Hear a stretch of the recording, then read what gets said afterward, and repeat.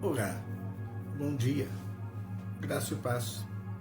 Estou de volta para continuar o meu propósito de compartilhar a palavra de Deus a você. Chegar até o seu lar através dessa palavra, a palavra de Deus.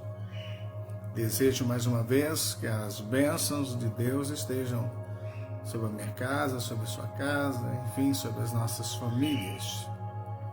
Bem, querido,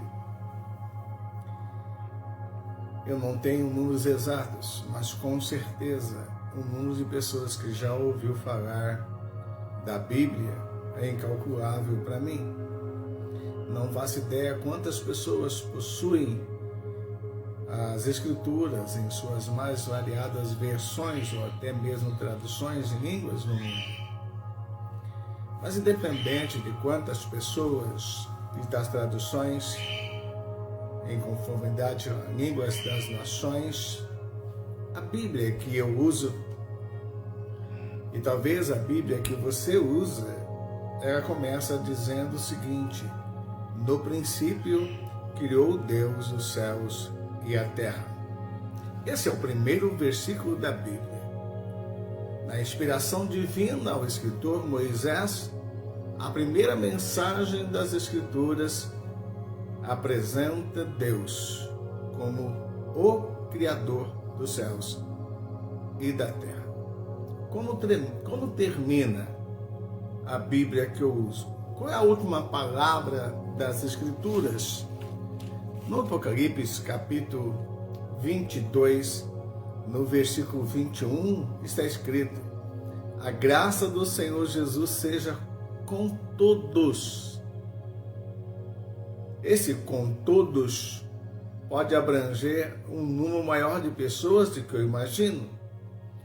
Pode abranger a igreja em todos os tempos, mas pode abranger todos aqueles que ainda serão alcançados por essa graça salvadora da parte de Deus ao mundo.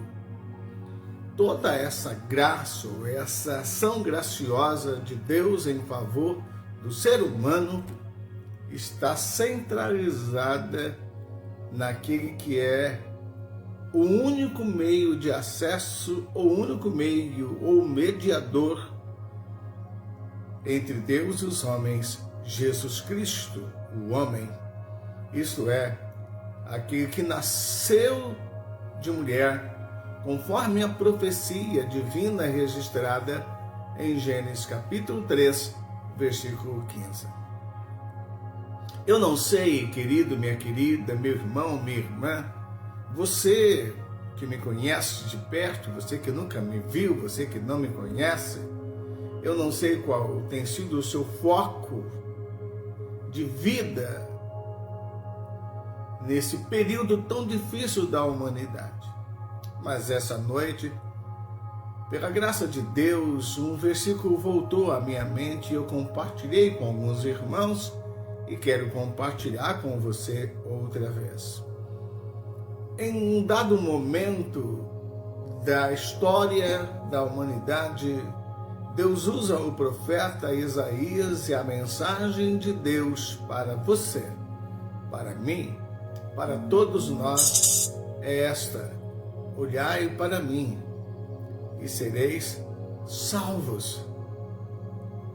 É uma mensagem de Deus para o cidadão, para o ser humano de todas as épocas, para o ser humano de qualquer nação. Ora, meu querido e minha querida, é por essa razão que a Bíblia vai dizer que Deus amou o mundo de tal maneira. Talvez as minhas netas vão demorar para entender isso. Talvez os seus filhos poderão demorar para entender isso. Talvez muitos de nós ainda não entendemos isso, mas Deus amou o mundo. E essa revelação gradativa, ela tem alcançado gerações. E você, aonde você estiver, aqui em São Paulo, na Grande São Paulo, no estado de São Paulo, em qualquer estado deste país, ou até mesmo em qualquer nação, você precisa entender que Deus tem uma mensagem de salvação para mim, de salvação para todos nós, e essa salvação está centralizada na pessoa de Jesus Cristo. Essa salvação, ela tem 2 pontos básicos. A primeira parte seria a salvação do domínio do pecado e, consequentemente, da consequência do pecado, que é a morte. E a morte aí não é a morte física, mas a morte eterna. Porque Deus amou o mundo de tal maneira que deu o seu Filho unigênito para que todo aquele que nele crê não pereça, mas tenha a vida eterna. O perecer aí é morte, e morte eterna. O salário do pecado, como falava no vídeo de ontem, é a morte. Romanos capítulo 6, parte A do versículo 23. Mas o dom gratuito de Deus é a vida eterna em Jesus Cristo, nosso Senhor. Deus tem um propósito de mudar a nossa história. E não é uma mudança para o futuro, é uma mudança para o presente. Quantas pessoas poderiam ter escapado de situações que hoje aprisionam elas ou trazem as consequências das mais terríveis? Por exemplo, uma pessoa irada, ela pode tomar uma atitude precipitada, uma atitude tomada quase por instinto, é como se o racional não funcionasse. E ela pode agredir fisicamente alguém e essa agressão gerar morte. E essa morte gerar para aquele que executou, mesmo sem propósito, sem desejo, uma prisão por tempo indeterminado. Um pouquinho mais de controle das ações poderiam ter evitado tal assassinato. Ah, mas as pessoas não entenderam, talvez eu demorei para entender, talvez você tenha demorado para entender, ou talvez ainda temos que entender melhor. O início do primeiro, ou seja, do segundo grande mandamento, é para livrar o homem da vingança. E na sequência, livrar o homem da ira. E na sequência, então, o texto diz: mas amarás o teu próximo como a ti mesmo. Eu sou o Senhor. Levítico capítulo 19, versículo 18. Em Mateus, no capítulo 7, em uma das falas que eu entendo como essenciais de Jesus Cristo enquanto ele exercia o ministério, Mateus capítulo 7, Jesus, como se olhando para todo o Pentateuco e para toda a mensagem dos profetas, Jesus disse o seguinte, Mateus 7,12: portanto, tudo o que vós quereis que os homens vos façam, façai-o, ou fazei-o, melhor dizendo, fazei-o vós também a eles, pois esta é a lei e os profetas. Em outras palavras, as mensagens centrais da lei de Deus e dos profetas é uma ação da minha parte para com o meu semelhante, uma ação baseada no que eu desejo para mim. Mas quantas vezes eu fiz com alguém o que eu não desejaria que fizesse comigo? Quantas vezes talvez você fez algo que você não desejaria que fosse feito com você? Então, quando Jesus está trazendo uma palavra, ele está trazendo uma palavra que pode gerar uma mudança na nossa maneira de pensar e, consequentemente, na nossa maneira de sentir. Porém, quando nós nos distanciamos da palavra de Deus, que apresenta esse Deus como Criador e apresenta a graça revelada em Jesus como fechamento das Escrituras, nós precisamos entender que esta graça é o meio pelo qual Deus está disposto a salvar a humanidade. Graça, nesse sentido, é algo que o homem não pode fazer por si mesmo. É algo que o homem não pode pagar, o homem não pode salvar a si mesmo, o homem não tem recurso para salvar a si mesmo. Então a graça é uma ação graciosa, uma atitude sem preço da parte de Deus para com a minha vida, para com a sua vida. E essa graça ainda nos faz compreender e, consequente, molda a nossa vida em Cristo Jesus para que possamos viver a vontade de Deus. Vontade de Deus.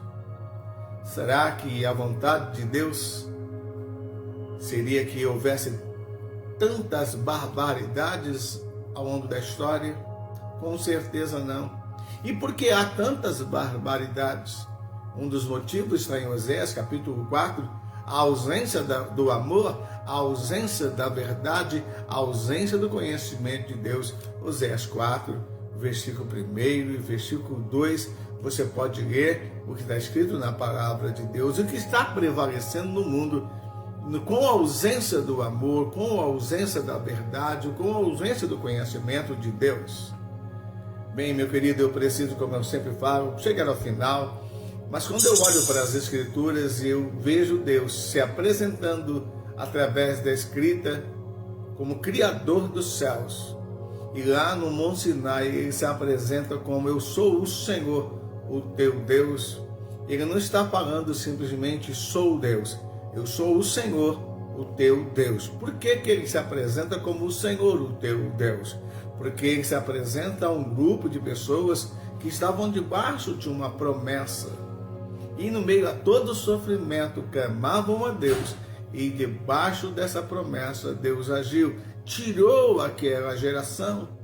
E não só os descendentes de Abraão via Isaac, mas tirou pessoas de todas as nações que saíram do Egito, da casa da servidão. E a partir daí Deus propõe um relacionamento com esses que passaram a conhecer o Deus que cumpre o que diz.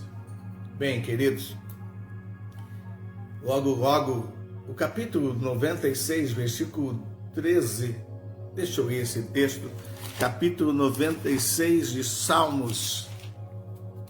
Capítulo 96 de Salmos, o versículo 13 diz: diante do Senhor, pois Ele vem a julgar a terra, julgará o mundo com retidão e os povos com a sua verdade.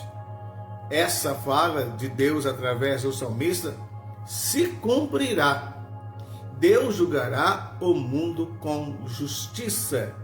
Em outras palavras, após amar o mundo e enviar Jesus para a salvação desse mundo, para a salvação de todo aquele que nele crê, Deus concretizará o julgamento.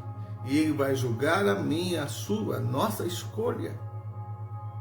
Através do profeta Elias, o povo de Israel recebeu a seguinte orientação: escolhe hoje a quem servais. Através de Josué, não foi diferente no capítulo 24 do livro de Josué. E qual será a minha escolha? Qual será a sua escolha?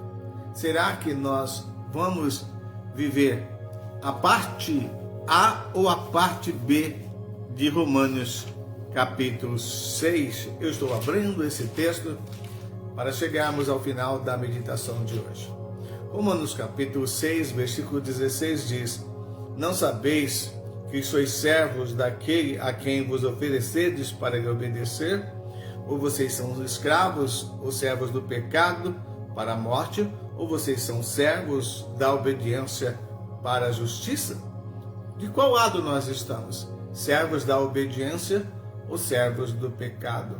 Bem, querido, há uma diferença de servo do pecado para alguém que pode pecar. Ser servo do pecado é ser governado pelo pecado. Uma pessoa que pode pecar, mas não é serva do pecado, ela não se conforma com o pecado. E ela também não usa a consciência ou as palavras para julgar o seu semelhante. Pelo contrário, ela reconhece em Jesus Cristo o único meio de perdão para si mesmo e para o seu semelhante.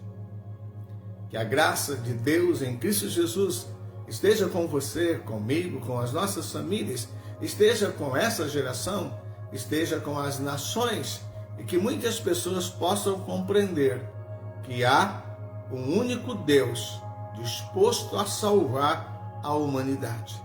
O Deus que se manifesta através do profeta Isaías, como já disse, capítulo 45, 22, e convoca, chama cada um de nós para a salvação. Que você e eu possamos olhar para Ele e que o Espírito Santo nos capacite dessa visão de fé, uma visão que nos faz perceber que não somos pessoas criadas do nada, somos criados por Deus e para Deus. Deus abençoe sua vida, que Deus abençoe sua família, que Deus nos abençoe, que tenhamos no sétimo dia debaixo das potentes mãos de Deus. E se Ele nos permitir, estaremos juntos amanhã outra vez. Um forte abraço, que a paz de Cristo, que excede a todo entendimento, possa guardar nossas mentes e os nossos corações. Até amanhã, Deus os abençoe. Amém e amém.